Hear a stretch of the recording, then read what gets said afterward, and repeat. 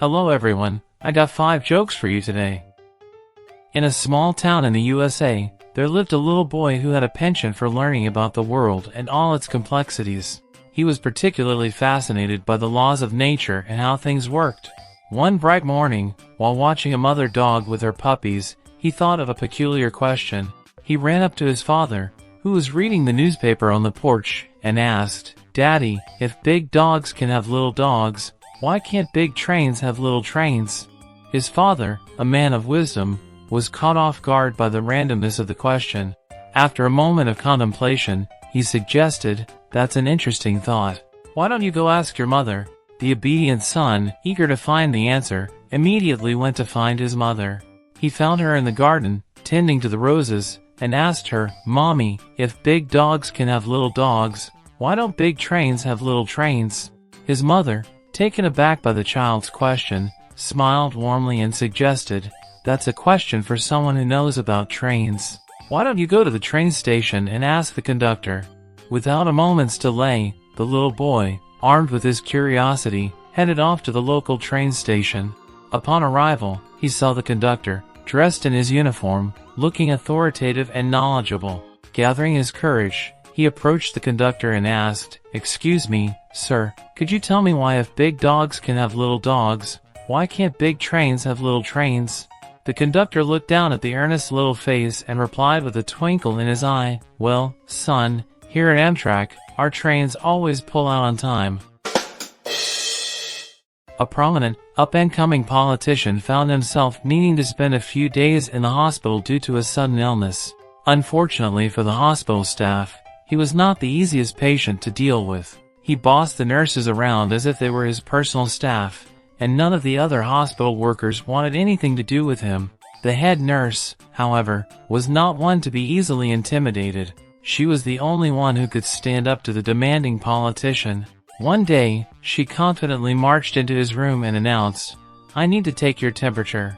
The politician grumbled and complained for several minutes before finally giving in. He crossed his arms and begrudgingly opened his mouth. "No, I'm sorry," the head nurse informed him, "but for this reading, I can't use an oral thermometer." This sparked another round of complaints from the politician, but eventually, he relented, rolled over, and bared his behind. After feeling the nurse insert the thermometer, she said to him, "I need to get something from the supply room. You must stay in this position until I return." On her way out, she deliberately left the door to his room wide open. The politician could hear people snickering and laughing as they walked past his door, which only added to his frustration. Almost an hour later, the man's doctor finally entered the room. "What's going on here?" the doctor inquired, trying to hide his amusement. Fuming with anger, the politician snapped, "What's the matter, Doc? Haven't you ever seen someone having their temperature taken before?" The doctor, trying to keep a straight face, replied, "Oh, I certainly have, but never with a daffodil." As I strolled through the park today, I noticed an elderly lady sitting all alone on a park bench, sobbing uncontrollably. Feeling concerned, I approached her and gently inquired, "Excuse me, ma'am, but what seems to be the problem? Why are you crying?" Wiping away her tears, she replied, "You see, I have this incredibly handsome 22-year-old husband at home. Every morning, he lovingly rubs my back and then rises to prepare me a delicious breakfast of pancakes, fresh fruit, and freshly ground coffee." Perplexed, I asked, "That sounds wonderful. So, why are you crying?" She continued, "After breakfast, he goes out of his way to make my favorite lunch, homemade soup and brownies. Then, he spends the rest of the afternoon watching TV and chatting with me, making me feel so loved and cared for." Still not understanding her distress, I asked again, "All of that sounds lovely. Why are you crying?" She went on, "In the evening, he outdoes himself by cooking a gourmet dinner, complete with fine wine and my favorite dessert. Afterward, we cuddle up and fall asleep together, feeling content and happy." Growing more confused, I asked one more time, "That all sounds incredibly romantic and caring. I still don't understand. Why are you crying?" The elderly woman looked up at me, her eyes welling up with tears, and replied sadly, "I can't remember where I live." An Irish man decided to go to confession at St. Patrick's Catholic Church. "Father," he admitted, "it has been 1 month since my last confession. I must confess that I've had intimacy with Kitty Green twice last month."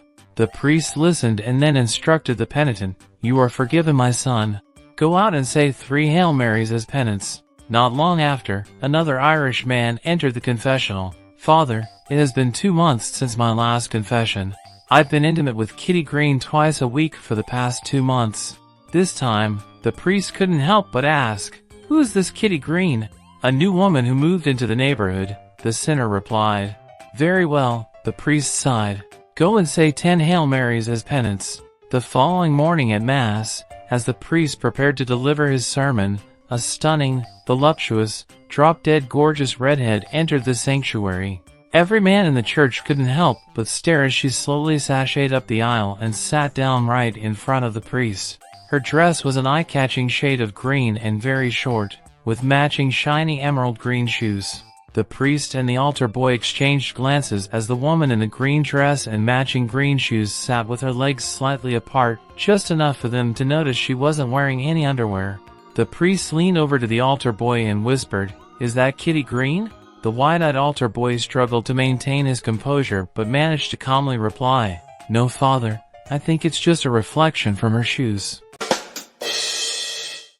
Several centuries ago, the Pope made a decree that all the Jews had to convert to Catholicism or leave Italy. Understandably, there was a massive uproar from the Jewish community. Wanting to find a fair solution, the Pope offered a deal. He would have a religious debate with the leader of the Jewish community. If the Jews emerged victorious, they could remain in Italy. If the Pope won, they would have to either convert or leave the country. The Jewish people convened and selected an elderly, wise rabbi to represent them in the debate. However, there was a language barrier, as the rabbi did not speak Italian, and the Pope did not speak Hebrew. They agreed to hold a silent debate instead.